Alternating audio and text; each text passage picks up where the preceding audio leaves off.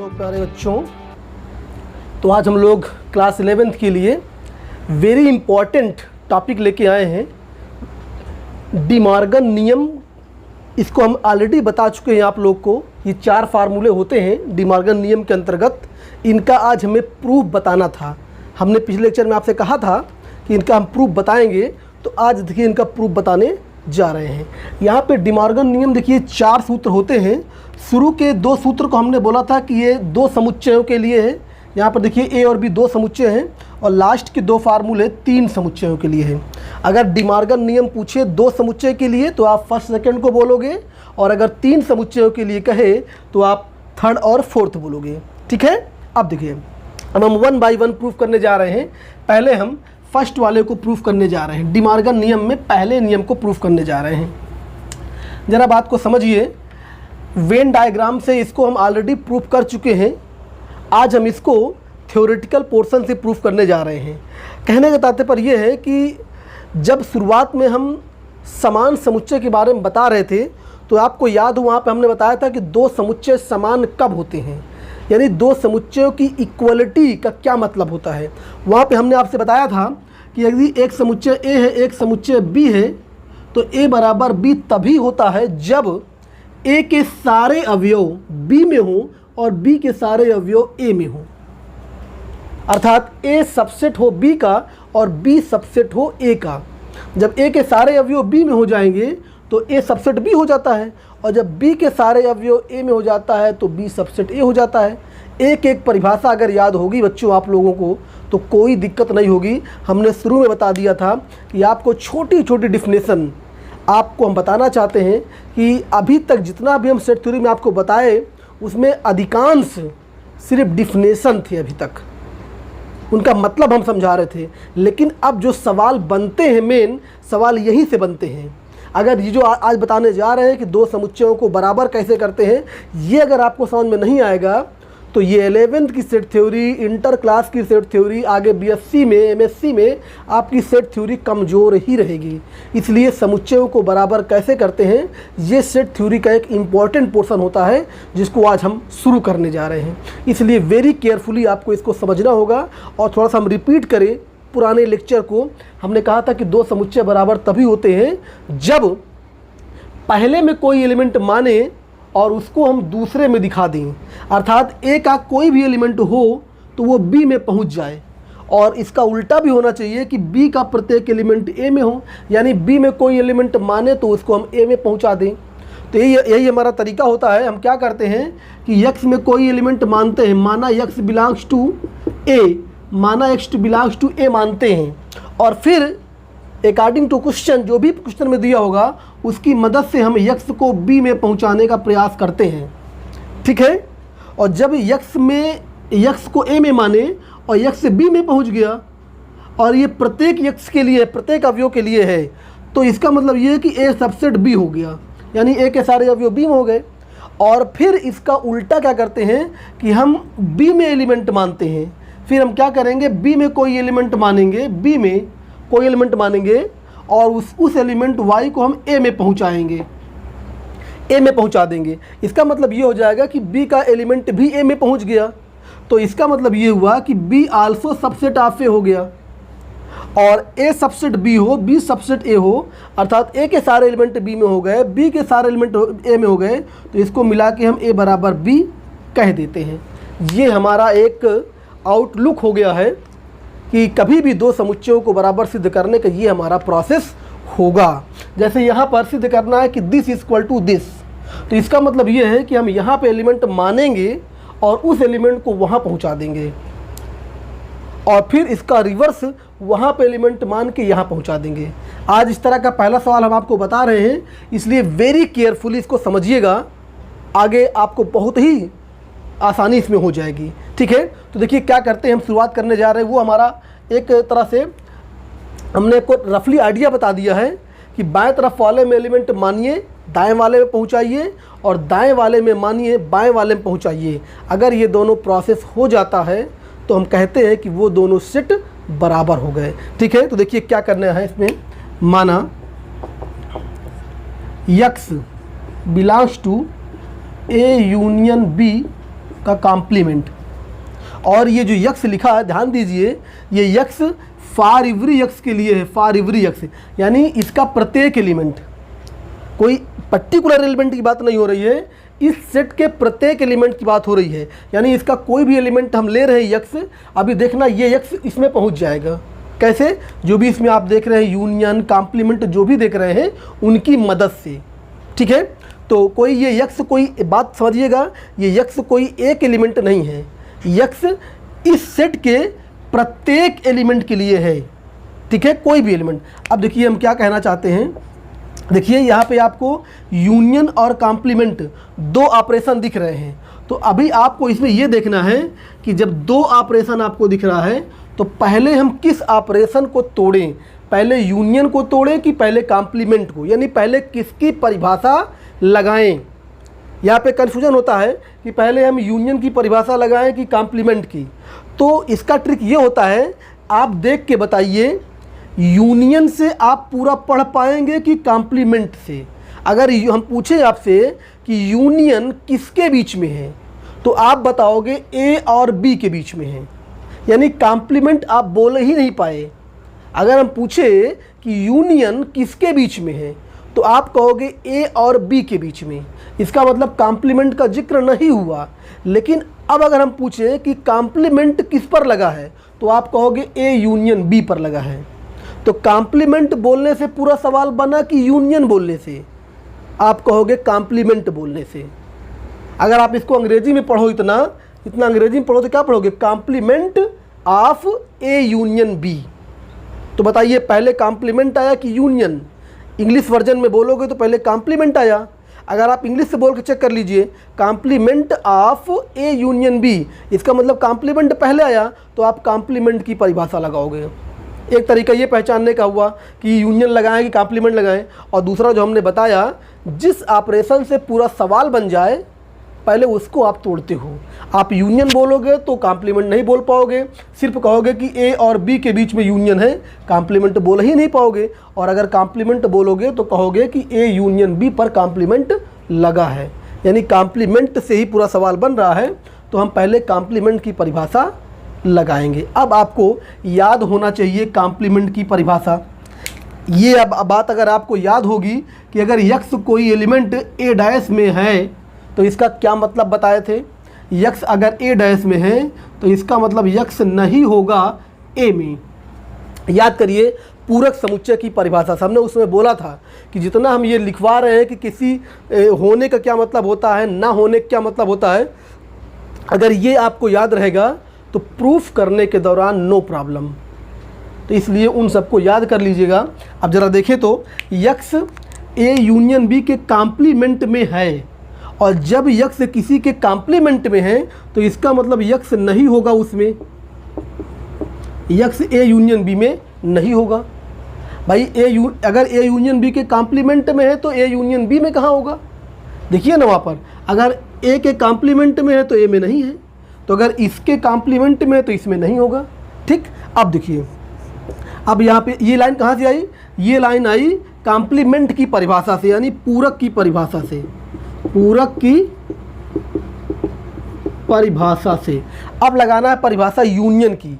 अब याद करिए यूनियन की परिभाषा, यदि कोई एलिमेंट दो समुच्चयों के यूनियन में होता था तो क्या होता था, और नहीं होता था तो इसका मतलब क्या होता था। अगर आपको याद हो तो हमने लिखवाया था कि यदि x belongs to A union B है तो इसका मतलब क्या हमने लिखवाया था, और नॉट बिलोंग्स टू में क्या लिखवाया था। अगर ए यूनियन बी में है तो इसका मतलब होता है यक्स बिलोंग्स टू ए और यक्स बिलोंग्स टू बी। और हमने ये भी लिखवाया था कि अगर नहीं है ए यूनियन बी में तो इसका मतलब क्या लिखवाए थे, x not belongs to A and x not belongs to B. अगर ये सारी बातें आपको याद होगी ना तो कोई दिक्कत ही नहीं होगी। ये हमने लिखवाया था, आप जाके वहाँ पे देख लीजिएगा जो भी लेक्चर रहा हो। तो यहाँ पे देखिए, अगर यक्स यूनियन में नहीं है इसका मतलब यक्स पहले वाले में भी नहीं है एंड यक्स दूसरे वाले में भी नहीं है। ये लाइन कहाँ से आई? ये यूनियन की परिभाषा से आई है, ये यूनियन की परिभाषा से आई है। और अब बताएं हमें आप, अगर यक्स ए में नहीं है तो यक्स ए डैश में हो जाएगा ना। जो ए में होता है वो ए डैश में नहीं होता, जो ए में नहीं होगा वो ए डैश में हो जाएगा। पूरक समुच्चय की परिभाषा यही कहती है। और यक्स बी में नहीं है तो यक्स बी डैश में हो जाएगा। ये लाइन कहाँ से आई? पूरक की परिभाषा से। ये भी आया पूरक की परिभाषा से, ठीक है। अब जरा देखें, यक्स ए डैश में है और यक्स बी डैश में है, यक्स इसमें भी है और यक्स इसमें भी है। इसका मतलब यक्स इन दोनों के इंटरसेक्शन में हो जाएगा। ये लाइन कहाँ से आई है? इंटरसेक्शन की परिभाषा से। ये लाइन आई है इंटरसेक्शन की परिभाषा से। आपको हम याद दिलाएं, इंटरसेक्शन वाले हमने क्या लिखवाया था? इंटरसेक्शन वाले हमने लिखवाया था कि इंटरसेक्शन में होने का मतलब होता है पहले में होना और दूसरे में होना। ये हमने लिखवाया था ए इंटरसेक्शन बी में यदि कोई एलिमेंट है तो इसका मतलब होता है यक्स पहले में है एंड यक्स दूसरे में है। और यही बता दें हम, अभी इसका भी यूज होगा, ना होने का मतलब होता है कि यक्स नहीं है पहले में या यक्स नहीं है दूसरे में। आर बीच में आता है, या और की बात हो रही थी तो यहाँ पे आर आता है, यहाँ पे एंड आता है। तो ये सब ऑलरेडी बता चुके हैं। उस क्लास को, उस लेक्चर को एक बार केयरफुली फिर से सुन लीजिएगा, तब ये सारे प्रूफ आपको समझ में आ जाएंगे, ठीक है। अब देखिए हमने क्या किया था, हमने देखिए इसमें एलिमेंट माना और देखिए यहाँ पर पहुँचा दिया। तो इसका मतलब क्या हुआ, और ये प्रत्येक अवयव के लिए है, इसलिए हम कह सकते हैं कि ए यूनियन बी का जो डैश है ये सबसेट हो गया इसका, ये इसका सबसेट हो गया, ठीक है। हमने बाएं वाले में मान के दाएं पहुंचा दिया तो इसका मतलब ये इसका सबसेट हो गया। अब केस सेकंड में हम क्या करेंगे, दाएं वाले में मानेंगे और बाएं वाले में पहुंचाएंगे, ठीक है। अब इसमें कोई एलिमेंट मान के इसमें पहुंचा दें तो देखिए क्या होता है। अभी हमने बाएं वाले में मान के दाएं पहुंचाया है, अब की बार दाएं वाले में माने और बाएं पहुंचाएं। पुनः माना, आपके लिए कि y मान लेते हैं, माना y belongs to A dash intersection B dash. और फिर वही बात कि ये y कोई एक एलिमेंट नहीं है, ये y इस समुच्चय के प्रत्येक अवयव को निरूपित करने वाला। प्रत्येक y मतलब नॉट y मीन्स एलिमेंट, प्रत्येक अवयव के लिए है। अब लगाइए, बताइए यहाँ पर कौन सी परिभाषा पहले लगेगी? पहले इंटरसेक्शन लगाएंगे, डैश लगाएं। अगर आप डैश लगाओगे तो ए डैश बोल पाओगे, बी डैश बोल पाओगे, इंटरसेक्शन बोल ही नहीं पाओगे।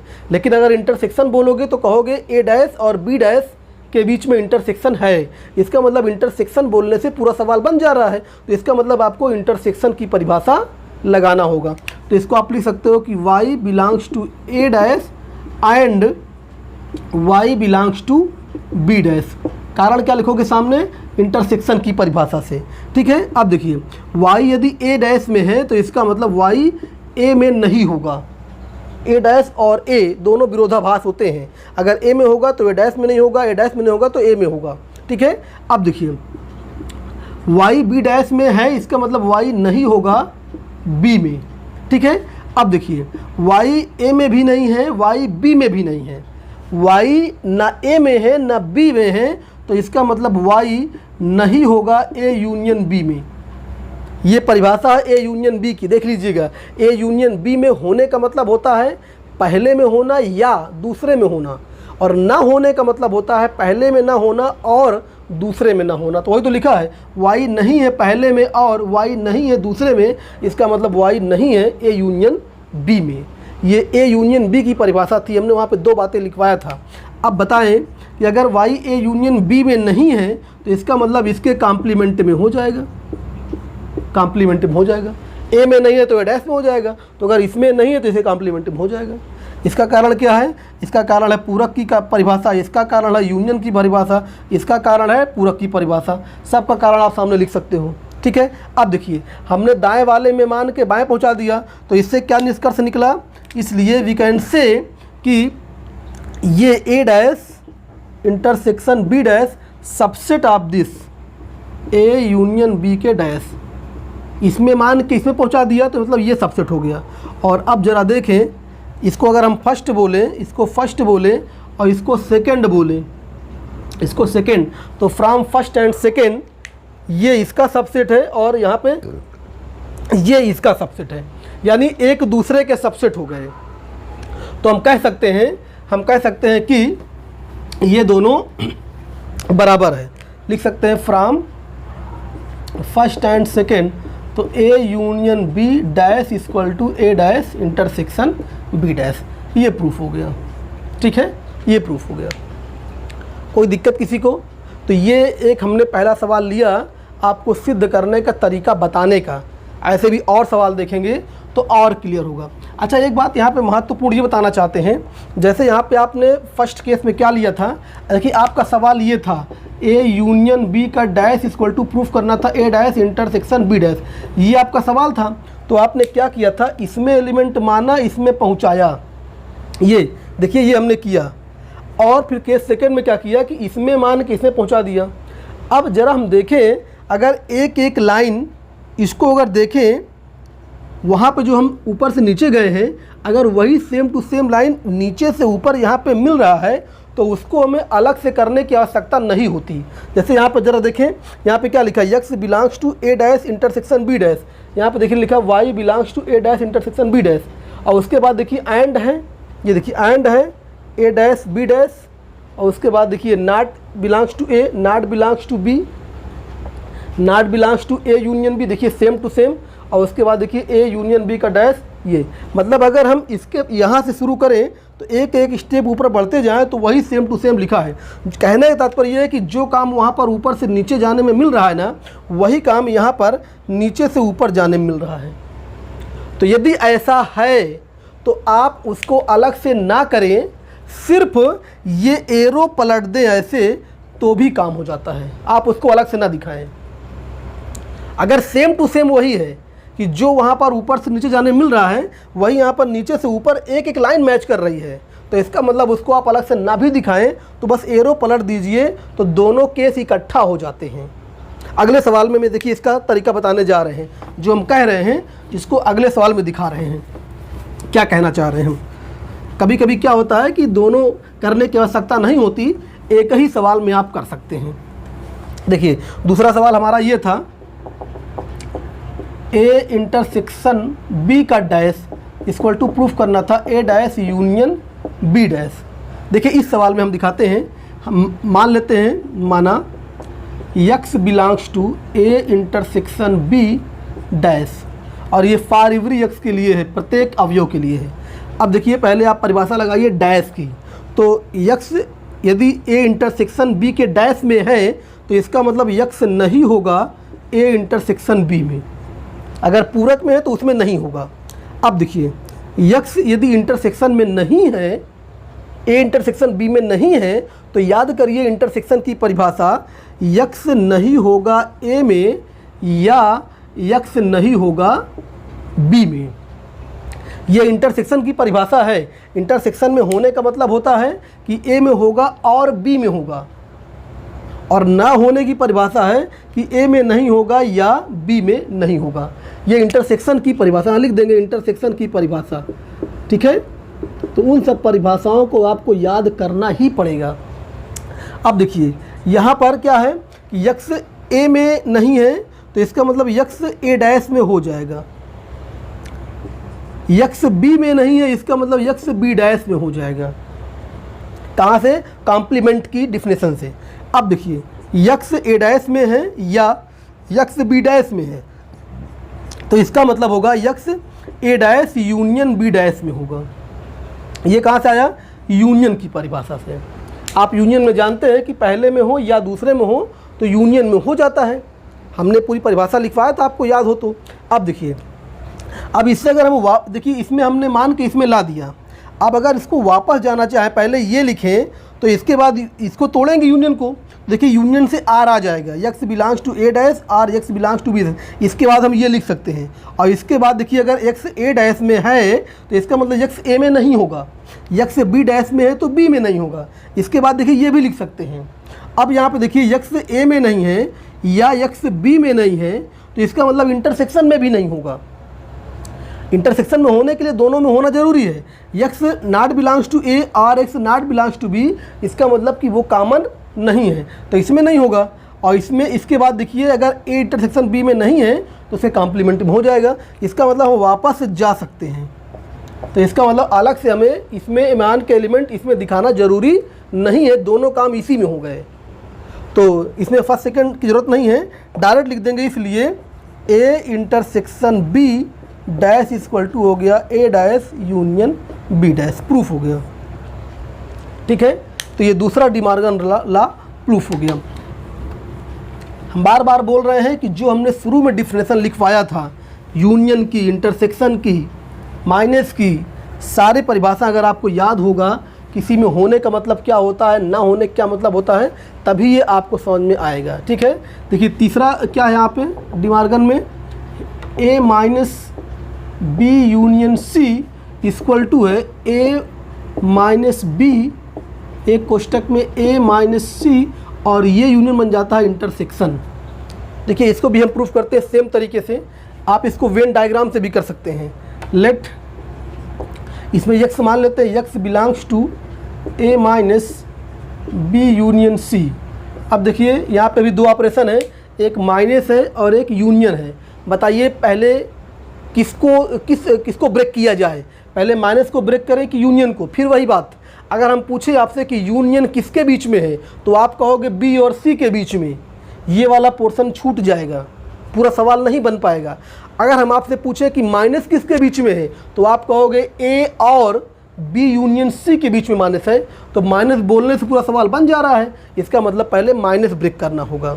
ठीक है, अब माइनस ब्रेक करने के लिए आपको माइनस वाली परिभाषा याद होना चाहिए, और ज़रा याद करिए तो, यदि यक्स ए माइनस बी में हो, दो समुच्चयों के डिफरेंस में हो, याद करिए यक्स यदि दो समुच्चयों के डिफरेंस में हो, ए माइनस बी में हो, तो क्या बताया गया था वहाँ पर?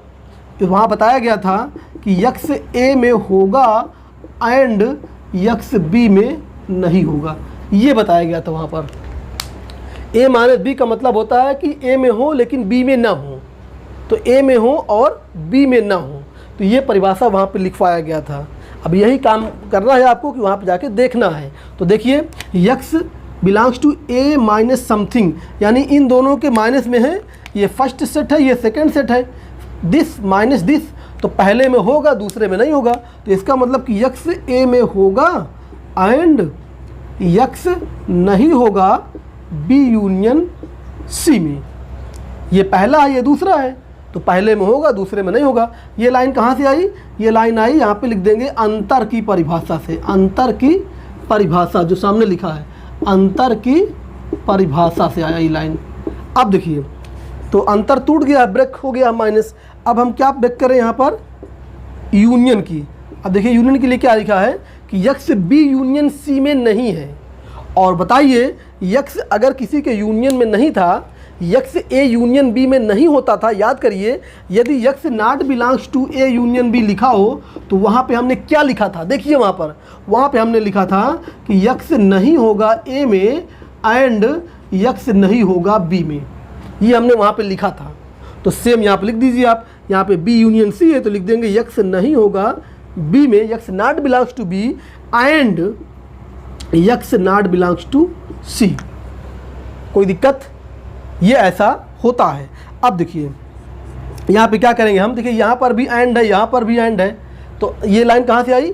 आप लिख देंगे यूनियन की परिभाषा से आया है, यूनियन की परिभाषा से आया है, यूनियन की परिभाषा से आया है। ठीक, अब देखिए इसको यहाँ भी एंड है, यहाँ भी एंड है, पूरा एंड लिखा है, तो इसको एक बार हम इसके साथ लिख सकते हैं, x belongs to A and x not belongs to B, एक कोष्टक में कर लें, और इसी को इसके साथ लिख सकते हैं, x belongs to A and x not belongs to C.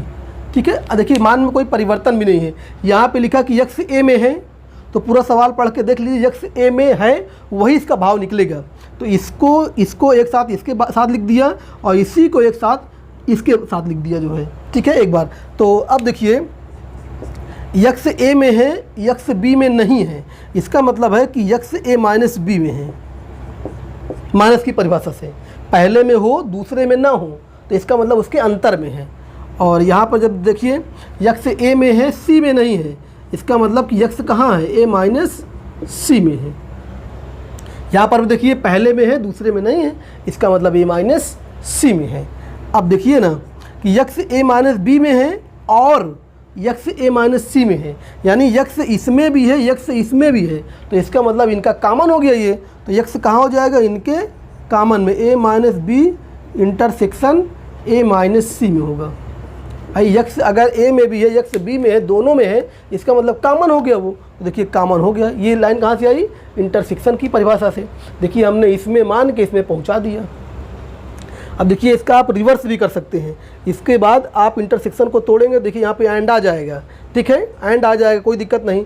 A minus B को तोड़ेंगे तो यक्स ए में होगा बी में नहीं होगा, ए माइनस सी को तोड़ेंगे तो ए में होगा सी में नहीं होगा। इसके बाद देखिए ये लाइन भी हो जाएगी और एक्स बिलोंग्स टू ए यहाँ भी है यहाँ भी है, तो इसको एक बार बाहर निकाल लिया हमने, एक बार लिख दिया और बाकी इसको और इसको ब्रैकेट में लिख दिया, ठीक। अब देखिए इसके बाद आप ये लिखना चाहें तो यक्स बी में नहीं है यक्स सी में नहीं है, तो इसका मतलब यूनियन में होने का प्रश्न ही नहीं है। ये होता है परिभाषा यूनियन की, अगर पहले में भी नहीं है और दूसरे में भी नहीं है तो इसका मतलब यूनियन में नहीं है, तो ये आ जाएगा। और फिर देखिए यक्स इसमें है यक्स उसमें नहीं है, इसका मतलब उसके अंतर में हो जाएगा, तो इसका मतलब वापस हम जा सकते हैं। इसको अलग से करने की आवश्यकता नहीं है कि हम इसमें मान के फिर इसमें दिखाएं, एक एक लाइन वही आ जाएगी, ठीक है। तो इसका मतलब कि ये इसके बराबर हो गया, इसलिए हम कह सकते हैं, इसलिए ए माइनस, मतलब एरो वापस लगाने का मतलब ये हुआ कि इसमें दोनों सिद्ध हो गया, ये इसका सबसेट हो गया और जब वापस जा रहे हैं तो वो इसका सबसेट हो गया, जब ऊपर से नीचे आ रहे हैं तो ये उसका सबसेट हो गया और जब नीचे से ऊपर जा रहे हैं तो वो इसका सबसेट हो गया, यानी both are subset to each other, दोनों हो गया। तो इसका मतलब ये बराबर हो जाएगा, इसका मतलब ये बराबर हो गया, A minus B intersection A minus C, ये प्रूफ हो गया, ठीक है। तो ये डी मॉर्गन लॉ का तीसरा फार्मूला हो गया। और अगर चौथा करना चाहते हैं तो चौथे में क्या था, चौथे में देखिए यहाँ पर इंटरसेक्शन है और यहाँ पर हो जाएगा आपका यूनियन हो जाएगा, ठीक है। तो ये सवाल नंबर 4 डी मॉर्गन का। अब देखिए इसको हम इसी में बना दें, अगर आप कहें देखिए इसी में बना देते हैं, यहाँ पर इंटरसेक्शन है तो आप यहाँ पे करोगे, पहले लगाओगे परिभाषा माइनस कि यक्स पहले में होगा और यक्स दूसरे में नहीं होगा, इंटरसेक्शन लगा दिया, यक्स ए में है। अब यहाँ लगाइए परिभाषा इंटरसेक्शन की, तो इंटरसेक्शन में ना होने का मतलब क्या होता है, याद करिए, x not belongs to A intersection B में वहाँ पे हमने क्या लिखवाया था कि x not belongs to A और x not belongs to B, तो यहाँ पे x not belongs to B union C लिखा है, तो इसका मतलब होगा x not belongs to B, यहाँ पर एंड नहीं आर आ जाएगा, या हिंदी में यहाँ पे आप लिख दोगे इंटरसेक्शन की परिभाषा से। और यहाँ पे देखिए अब इसको एक बार इसके साथ लिखेंगे, अगर आपको पता हो तो यहाँ पे एंड का मतलब होता है इंटरसेक्शन, आर का मतलब होता है यूनियन, और हमने लास्ट टर्म पे बताया था कि जो इंटरसेक्शन होता है वो डिस्ट्रीब्यूट हो जाता है या पर, अर्थात यूनियन पर। तो ये एंड मतलब इंटरसेक्शन और आर मतलब यूनियन, तो ये इस पर डिस्ट्रीब्यूट हो जाएगा, एंड आर पर डिस्ट्रीब्यूट हो जाता है। तो एक बार हम इसके साथ इसको भी लिख दें और एक बार इसी के साथ इसको भी लिख दें और बीच में ये वाला चिन्ह लग जाएगा, ये जो आर लिखा है ये बीच में आ जाता है, ब्रैकेट के अंदर जो चिन्ह होता है वो बीच में लग जाता है और जो चिन्ह बाहर होता है उसी के साथ अंदर की दोनों जो क्वांटिटी होती है दोनों को 1 बाई 1 ले लेते हैं। तो x belongs to A and x not belongs to B, एक कोष्टक में ये, और x belongs to A and x not belongs to C, एक कोष्टक में ये, और बीच में ये आर वाला हो जाता है, ठीक। अब देखिए ये आर लिखा है, यक्स ए में है बी में नहीं, इसका मतलब ए माइनस बी में है, यक्स ए में है सी में नहीं है, इसका मतलब ए माइनस सी में है, और बीच में आर लगा हुआ है और आर का मतलब यहाँ पे क्या हो जाएगा, यूनियन हो जाएगा। तो देखिए ये सवाल भी हमने प्रूफ कर दिया, ये सवाल भी प्रूफ हो गया, ठीक है। तो इंटरसेक्शन यूनियन की परिभाषा अगर आपको ढंग से याद है तो ये सवाल हमने प्रूफ कर दिया। तो ये डी मॉर्गन लॉ का चौथा वाला सूत्र हमने प्रूफ किया, ठीक है। तो जब कभी भी डी मॉर्गन लॉ पूछे, अगर 2 समुच्चयों के लिए पूछे तो शुरू के 2 फार्मूले और 3 समुच्चयों के लिए पूछे तो लास्ट के 2 फार्मूले। अब देखिए हमने जो लास्ट टाइम पे आपको ढेर सारे गुण बताए थे यूनियन इंटरसेक्शन के और माइनस के, हमने कहा था उसमें से जो बड़े बड़े हैं उसको हम प्रूफ भी बताएंगे, तो जिनमें से ये 4 हो गया। उसमें से एक और हमने बताने के लिए कहा था कि जो इंटरसेक्शन होता है, इंटरसेक्शन वो माइनस पर डिस्ट्रीब्यूट होता है। यानी ये फार्मूले की बात कर रहे हैं कि ए इंटरसेक्शन बी माइनस सी, ये क्वेश्चन था, इसको भी हम प्रूफ करने जा रहे हैं। A intersection B minus C equal to होता है A intersection B minus A intersection C. अगर आपको याद हो तो ये क्या है, इंटरसेक्शन माइनस पर डिस्ट्रीब्यूट हो रहा है। वहाँ पे हमने बताया था कि इंटरसेक्शन यूनियन पर भी डिस्ट्रीब्यूट होता है, माइनस पर भी होता है, लेकिन जो यूनियन होता था वो सिर्फ इंटरसेक्शन पर होता है, माइनस पे नहीं होता है। और माइनस किसी पर डिस्ट्रीब्यूट नहीं होता, हमने वहाँ पे लिखवाया था। तो उसमें से एक ये सवाल है, ये भी इम्पोर्टेंट है, इसका हम प्रूफ बताने जा रहे हैं। इसको आप क्या बोलोगे, ये कौन सा रूल है, ये है distributive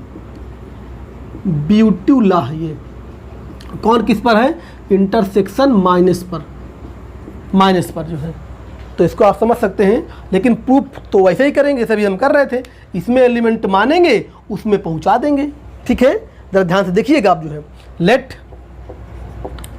x belongs to A intersection b minus C. अब बताइए, इसमें पहले इंटरसेक्शन की परिभाषा लगाएं कि माइनस की? इसमें पहले इंटरसेक्शन लगेगा, क्योंकि इंटरसेक्शन से पूरा सवाल बन रहा है। इंटरसेक्शन किसके बीच में है, a और b माइनस सी के बीच में है। तो इंटरसेक्शन से पूरा सवाल बनेगा। तो इसका मतलब कि पहले हम इंटरसेक्शन की परिभाषा ब्रेक करें। और याद करिए परिभाषा, कोई एलिमेंट यदि इंटरसेक्शन में है तो उसका क्या मतलब होता है कि वो कॉमन है। कॉमन का मतलब पहले में भी और दूसरे में भी है। हमने जो भी सारे फार्मूला वहाँ ब्रैकेट करके लिखवाए थे ना कि x belongs to A intersection b implies x belongs to A and x belongs to b, वही आपको याद करना है। x belongs to A and दूसरा वाला क्या है, x belongs to b minus C. ये लाइन है इंटरसेक्शन की परिभाषा से। अब हम क्या ब्रेक करें, अब ब्रेक करेंगे माइनस को। माइनस की परिभाषा भी आप जानते हैं, माइनस में होने का मतलब पहले में होना, दूसरे में ना होना। तो x belongs to b and x not belongs to c। ठीक है ना। अब देखिए, यहाँ भी एंड, यहाँ भी एंड, तो इसको हम एक बार इसके साथ इसको लिख लें और एक बार इसी के साथ उसको लिख लें, और बीच में ये वाला चिन्ह लिख देंगे एंड, और इसके साथ वो भी ऑपरेट कर दें जी। और अब ज़रा देखिए क्या हो रहा है, x a में है b में है, इसका मतलब कहाँ है, a इंटरसेक्शन b में है। ठीक, वहाँ देखिए x a में है और x c में नहीं है। x a में है, x c में नहीं है, तो इसका मतलब x a इंटरसेक्शन c में नहीं होगा। इंटरसेक्शन में होने के लिए दोनों में होना जरूरी है, लेकिन वो पहले में है दूसरे में नहीं है, इसका मतलब वो इंटरसेक्शन में नहीं है। देखिए, हमें इंटरसेक्शन लाना था, इसलिए उसको हमें देखना पड़ेगा। ठीक है, अब देखिए x इसमें है और x उसमें नहीं है, इसका मतलब ये है कि इनके अंतर में होगा। जैसे पहले में हो दूसरे में ना हो, तो इसका मतलब अंतर में है। तो a intersection b minus a intersection c जी। x belongs to a and x belongs to b, इसका मतलब x belongs to a minus b। तो ये पूरा समझ लीजिए a है, ये b है, तो a में है b में नहीं है, इसका मतलब a माइनस b में है। ठीक है, अब देखिए इसको आप रिवर्स भी जा सकते हैं, कोई दिक्कत नहीं हो कहीं पे भी हो।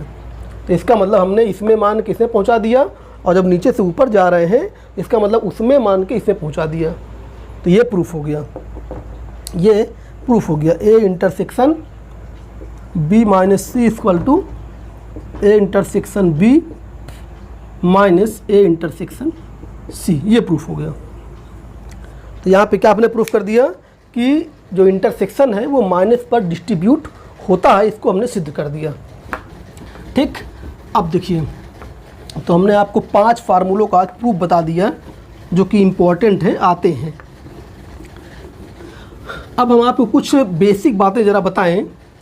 जैसे आपने नंबर सिस्टम में कैंसिलेशन लॉ पढ़ा था। कैंसिलेशन लॉ का मतलब ये होता है कि हम जैसे सेम क्वांटिटी है बाएं पक्ष में दाएं पक्ष में, जैसे मान लीजिए नंबर सिस्टम में आपने पढ़ा होगा कि a plus x equal to a plus Y यदि लिखा हो तो आप a काट के x बराबर y लिख सकते हैं। कोई दिक्कत किसी को आप जानते हैं। इसी प्रकार माइनस में भी यदि a minus B equal to a minus Y लिखा हो तो आप इसको a काट के x बराबर y यहाँ भी कर सकते हैं।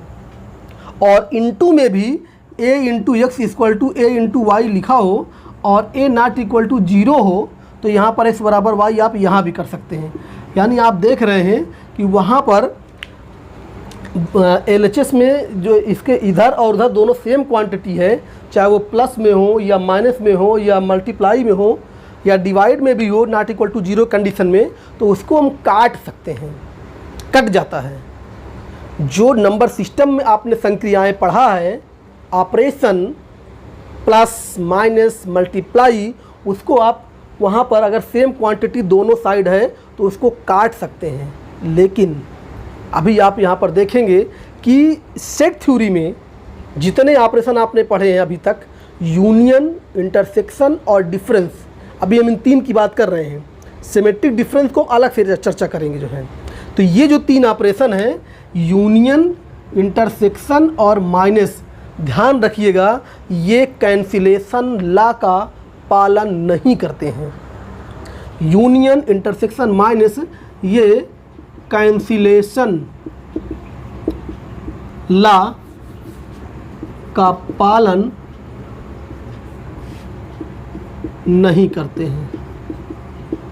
इसको हम नोट करके आपको बता दें कि ये जो तीन ऑपरेशन आप देखे हैं, यूनियन, इंटरसेक्शन और माइनस, ये कैंसिलेशन लॉ का पालन नहीं करते हैं। अर्थात हम क्या कहना चाह रहे हैं, जैसे लिखा है A union B equal to A union C लिखा है, तो जैसे नंबर सिस्टम में होता तो आप ए काट देते, तो यहाँ पे b बराबर c, लेकिन b बराबर c जरूरी नहीं है। अर्थात a यूनियन b बराबर a यूनियन c हो तो यह आवश्यक नहीं है कि b बराबर c हो। a यूनियन b बराबर a union c not imply, इसको बना काट दिया, नॉट इम्प्लाई b बराबर c, यानी ऐसा होने पर b बराबर c जरूरी नहीं है। ठीक है, number first. Number second, A intersection B equal to A intersection C भी हो तो भी हम नहीं कह सकते हैं not imply B equal to C. देखिए यहाँ पर ए इधर भी है, ए इधर भी है। आपके दिमाग में आया कि ए काट दीजिए तो इधर बचेगा बी, इधर बचेगा सी, बी इधर सी हो जाएगा, लेकिन ज़रूरी ऐसा नहीं है। इसी तरह नंबर थर्ड, यदि a minus B equal to A minus C लिखा है तो भी ज़रूरी नहीं है कि b बराबर c हो जाए। कैंसिलेशन लॉ होल्ड नहीं होता इसमें। हम आपको एग्जाम्पल लेके दिखाते हैं। एक क्वेश्चन ऐसे बनेगा कि तीन समुच्चय ए बी सी इस प्रकार लीजिए जिसमें a यूनियन b और a यूनियन c तो बराबर हो लेकिन b बराबर c ना हो। ठीक है, तो एग्जाम्पल लेके हम वन बाय वन तीनों को दिखाने जा रहे हैं। हम तीन समुच्चय ए बी सी लेंगे, पहले वाले में दिखाएंगे कि A union B A union C के बराबर है, लेकिन आप देखोगे कि बी बराबर सी आपको नहीं मिलेगा। इसी प्रकार इंटरसेक्शन में हम A intersection B A intersection C बराबर दिखाएंगे, लेकिन बी और सी आप बराबर नहीं पाओगे। और ऐसे ही माइनस के लिए तो देखते हैं एग्जाम्पल वन बाई वन तीनों के लिए। ऐसे एग्जाम्पल बनाने को आता है, उदाहरण द्वारा स्पष्ट कीजिए। ऐसे लिख के आएगा कि ए यूनियन बी बराबर ए यूनियन सी है परंतु बी बराबर सी नहीं है। तो एग्जाम्पल देखिए, एग्जाम्पल नंबर फर्स्ट, ए ले लीजिए 1 2 3 4 5 6। एग्जाम्पल अपने से आप ट्रिक समझ लें तो बना सकते हैं। बी ले लीजिए, हम कह रहे हैं 4 5 6 ले लीजिए, चलिए। और सी ले लेते हैं, सी ले लेते हैं A union B A union C, चलिए कुछ भी इसी में से ले लीजिए, 2 3 ले लीजिए। और हमें आप बताएं यहाँ पर बी और सी बराबर हैं क्या। देखिए बी और सी बराबर नहीं है, लेकिन यहाँ पर आप ए यूनियन बी निकालिए। ए यूनियन बी मतलब ए और बी के सारे अवयव, रिपीट किसी को नहीं करना है। तो ए यूनियन बी देखिए यही तो आएगा, ए के सारे अवयव लिख लिया। और फिर जब बी के लिखने गए तो ऑलरेडी 4 5 6 लिखा है तो दोबारा नहीं लिखना है। ए यूनियन सी देखिए यहाँ पर, ए यूनियन सी यहाँ पर भी वही आएगा 1 2 3 4 5 6। ज़रा देखिए ना, इन दोनों को इंटरसेक्शन यूनियन करेंगे तो सेम आएगा।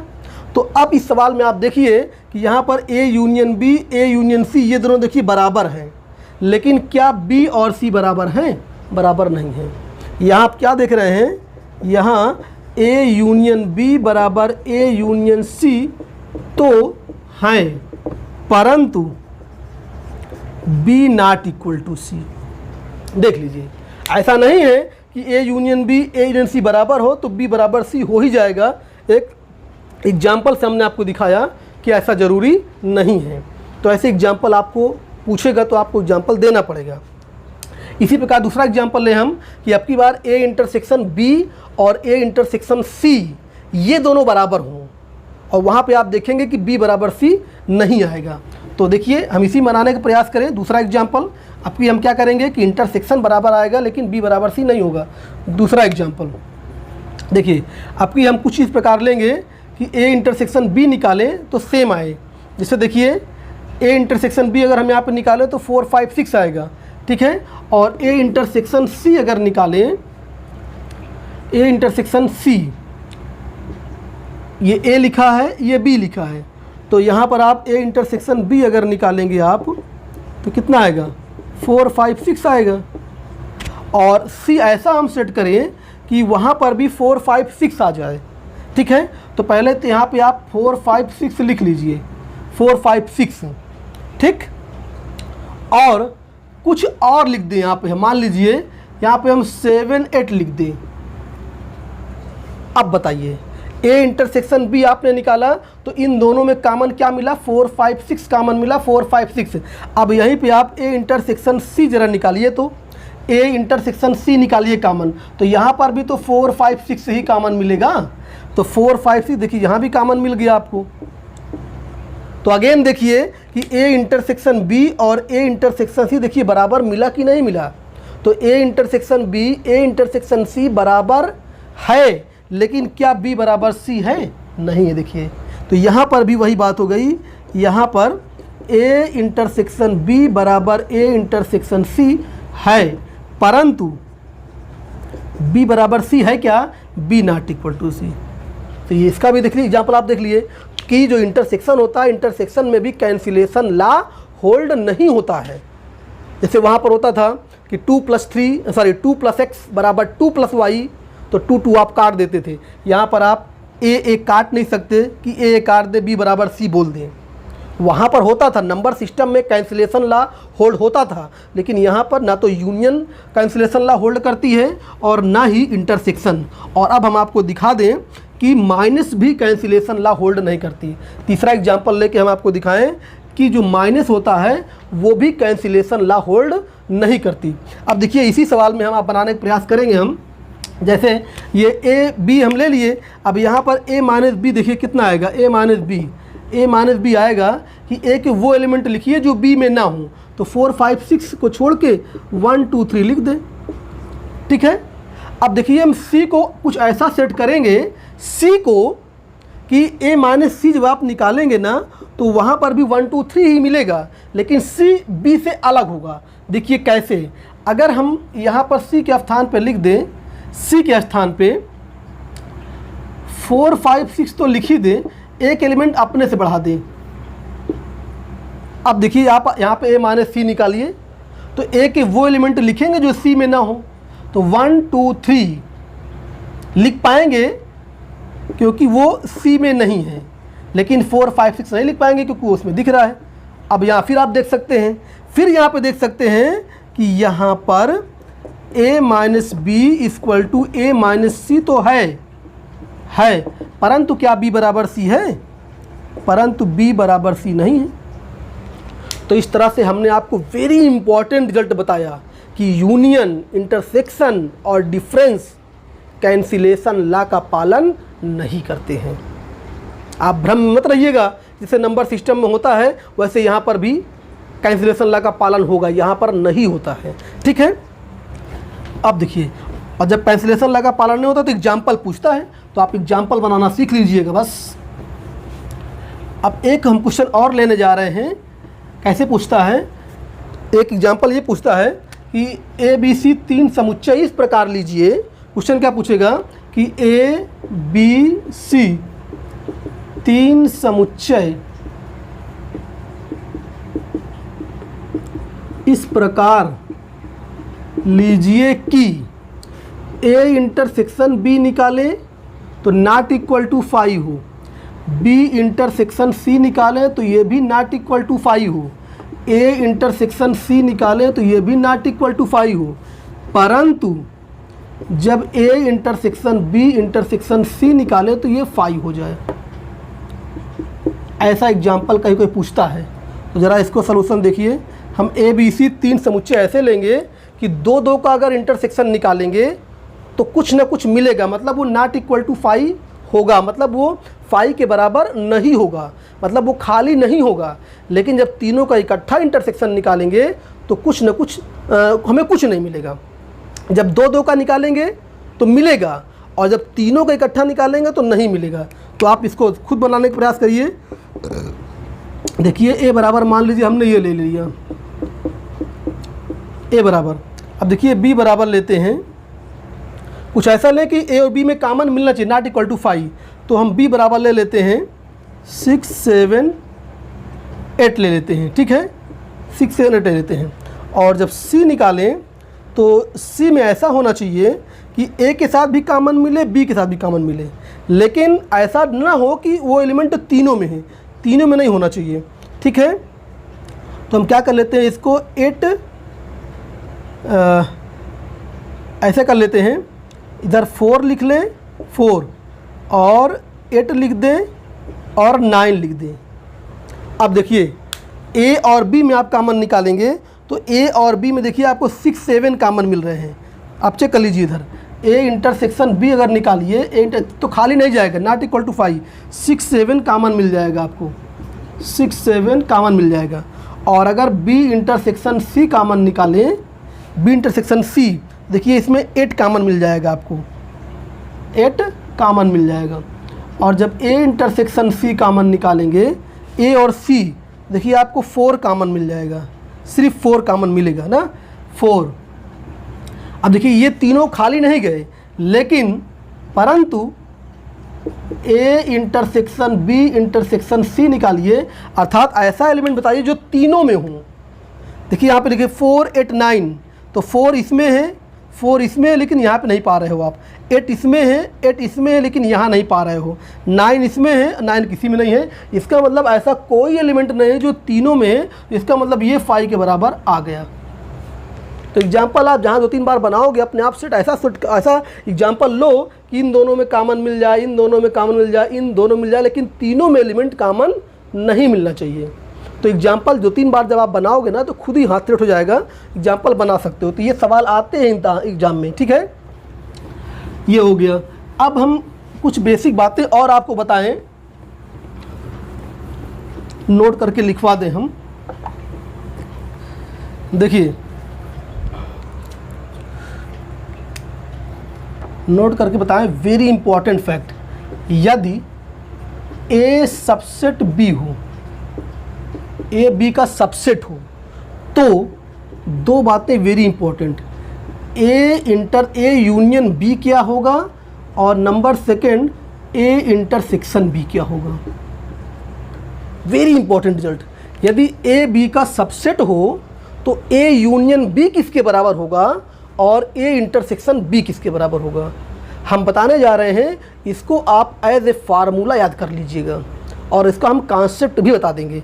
ए यूनियन बी का मतलब कि ए और बी का टोटल, और यहाँ पे आप देख रहे हैं कि ए के सारे एलिमेंट बी में है, तो इसका मतलब कि बी ज़्यादा भी हो सकता है। तो जब ए यूनियन बी निकालेंगे तो ये पूरा बी के बराबर हो जाएगा, ठीक है ना।